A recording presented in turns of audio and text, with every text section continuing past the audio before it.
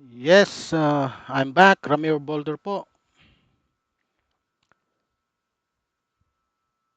Ah, ito na nga po.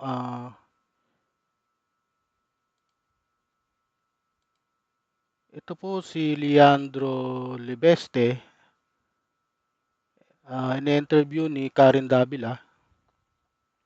Kung inyo pong matatandaan, ito po yung nagdemanda ng isang district engineer sa Batangas dahil siya ay sinusuhulan. Pero instead, hindi niya po tinanggap. Inintrap po itong district engineer na ito hanggang sa nahuli po siya. Ngayon po, may kaso na po. Ayaw ko lang pong name drop yung district engineer na to kasi may kaso na po ito eh. Siya po yung anak ni Loren Ligarda. Ito po, pakinggan mo po siya. About. But I want to ask you more on a personal note. I mean, here you are sitting with an asset base or wealth of 34 billion pesos, and you're, how old are you? 32. 32. All right. 32. What would you do with Napakabata pa po niya. Siya ay 32 years old. Binata pa po yan, wala pong asawa. all that money? Give it away. Give it away? No, seriously? How? What do you mean? wala- No, you're not kidding. I mean, wala naman po akong sariling pamilya. So, Sa ngayon? I think the most satisfying thing is to know na yung pinaghirapan mo, magamit mo para maging masaya ang iba. And I think in the first district of Batangas, I am really glad that what we're doing helps people, which they also appreciate. Okay. So, But itong give it away, I want you to be specific. Malaking bagay ito because abroad, that's common. You have Warren Buffett, Bill Gates, right? And they, Steve Jobs, I think, even before he passed away, they gave most of their wealth, and Warren Buffett said he'd give it away. Same sentence, no? What do you mean, if it's all right, when you say, I'll give it away? How? I think that it's best used for scholarships, for underprivileged students in the provinces, because they say that education is the key to end the cycle of poverty. And how can this country's youth have better access to the global workforce if we don't give them the same quality of education as other ASEAN countries?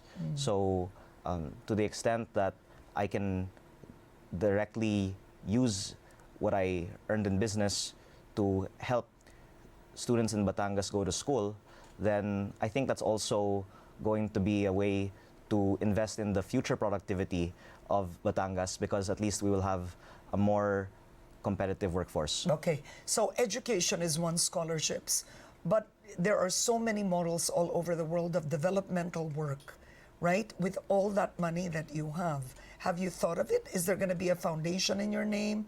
Is there? I'm just curious. I mean, it's a surprise to me. So, what's the plan? Yes, I think you can't give enough for education, especially because supposedly the median age of Filipinos now is in the early 20s. So that's also why we have a classroom shortage, because there are so many students in the Philippines now.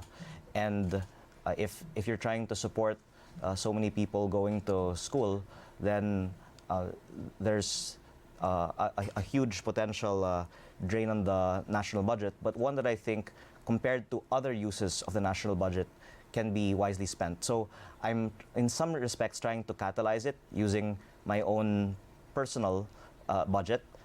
Ito po yung anak ni Loren Ligarde. Baguhan lang po ito. Ngayon lang po ito nanalo eh.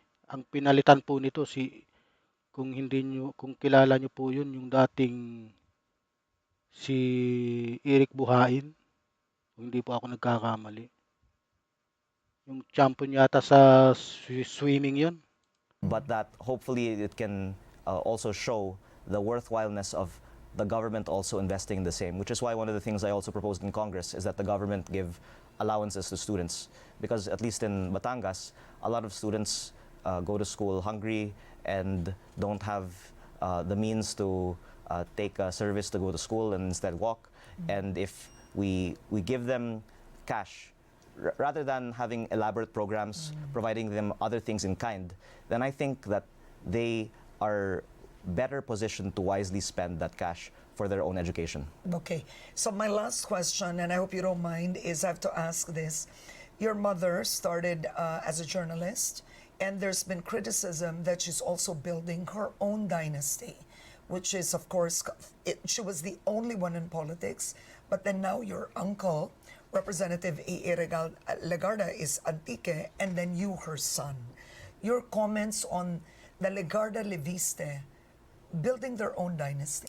I think a dynasty implies that there's cooperation or collusion among the members, and I actually disagree with my mom on a lot of things. Okay, all right. But did she ask you to run? No.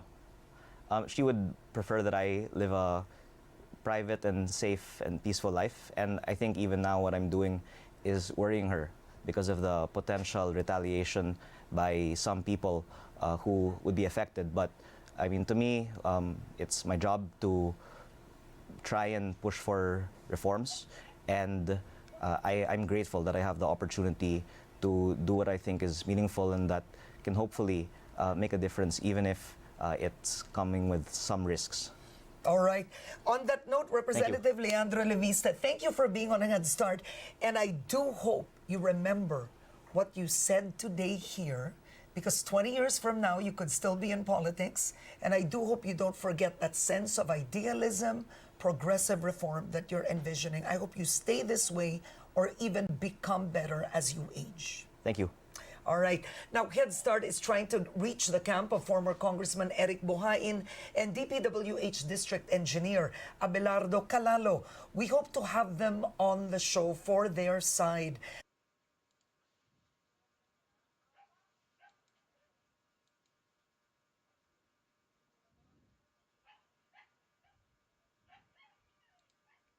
Okay, inyo pong narinig yung interview ni Karen Davila sa anak ni Loren Legarda na si Leandro Libeste.